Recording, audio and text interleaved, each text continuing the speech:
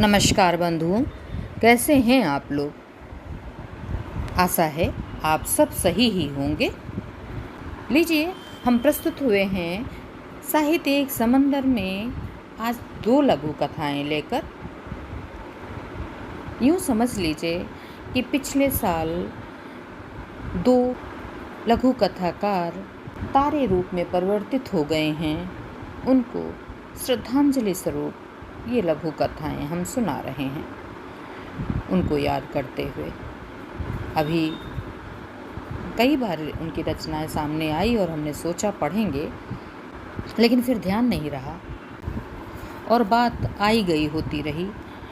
अभी फ़िलहाल आज ऐसे ही सामने उनकी लघु कथाएं फिर पढ़ गई तो मन हुआ आज पढ़ ही ली जाएं, वरना कहीं फिर ना ध्यान से उतर जाए। ये मानव मन है ना, भूलता बहुत जल्दी है।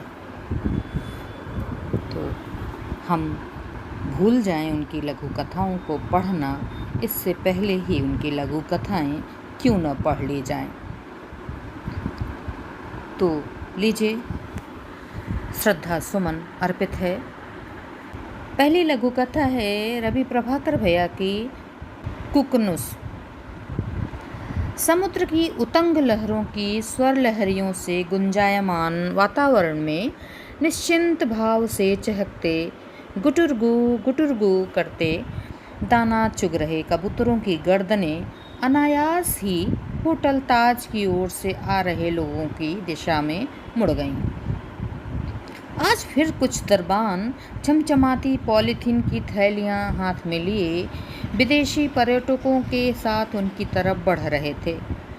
गुटुरगू के धीमे स्वरों में अब संशय के भाव थे।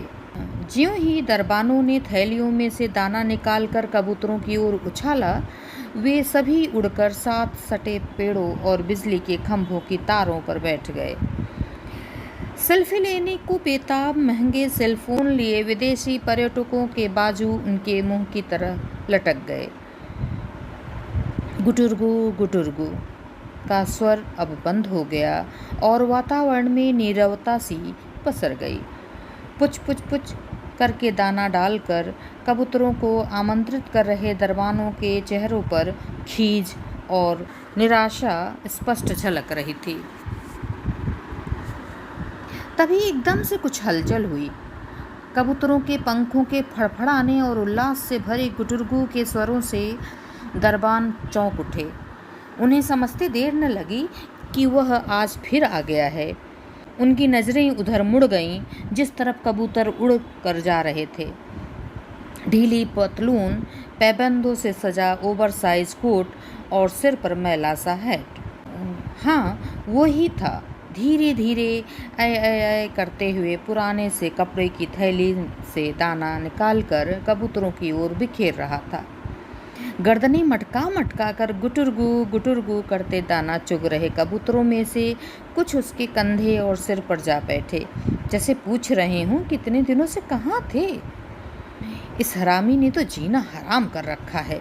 कसैले स्वर में बड़ी बड़ी मूंछों वाला दरबान अपने साथियों से मुखातिब होते हुए बोला, सही करते हो यार, यही मौका होता है इन फॉरेनर से बख्शीश लेने का, पर ये शाला सब गुड़गुड़ कर देता है।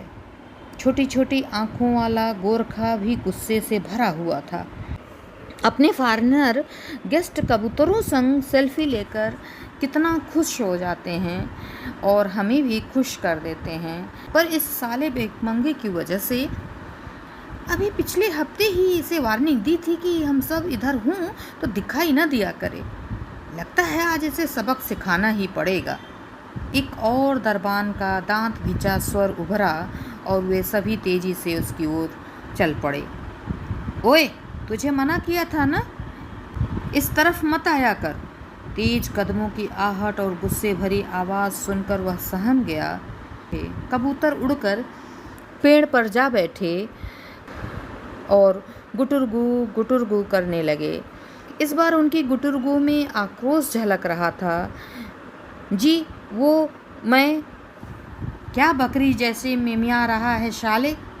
उसे सहमा देख गोरखा दरबान उस पर झपटा, जिससे उसका हेड दूर जा गिरा। हमारे पेट पे लात मारता है साले।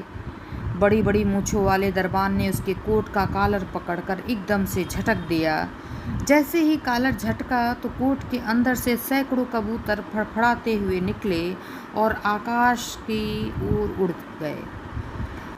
अशरीरी पतलून बेजान होकर जमीन पर जा गिरी। दरबान के हाथ में सिर्फ कोट ही रह गया और कपड़े की थैली से सारा दाना निकलकर जमीन पर बिखर चुका था। तो ये थी रवि प्रभाकर भैया की लघु कथा। आपको कैसी लगी हमें अवश्य ही बताइएगा। अब इसी क्रम में मधुदीप अंकल की लघु कथा प्रस्तुत है, चैट कथा। आप भी सुनिए और बताइए कि आपको कैसी लगी।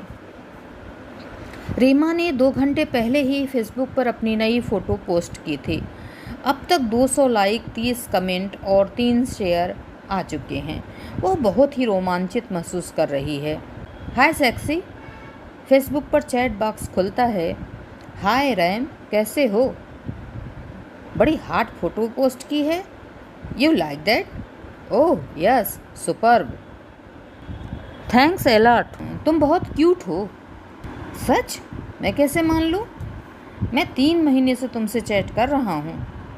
चैट कर रहे हो या चीट कर रहे हो? व्हाट? तुम ही हो, मैं कैसे मान लूँ? जैसे मैं मानता हूँ कि तुम ही हो। बहुत स्मार्ट हो। Thanks for complement. कब मिल रही हो? For what? किस लिए? तुम्हें प्रपोज करना है? शिट, कर दिया ना चैट का रोमांस खत्म। रीमा ने फेसबुक बंद कर दी है। अब वह अपना मेल बॉक्स खोल रही है। तो ये थी दोनों लघु कथाएं जो आपके सामने अब प्रस्तुत हो चुकी हैं। सुनकर हमें अवश्य ही बताइएगा कि आपको कैसी लगी। हमारे चैनल साहित्य एक समंदर में बने रहने के लिए आप सभी का हार्दिक आभार, शुक्रिया, धन्यवाद। आते रहिए और सुनते रहिए।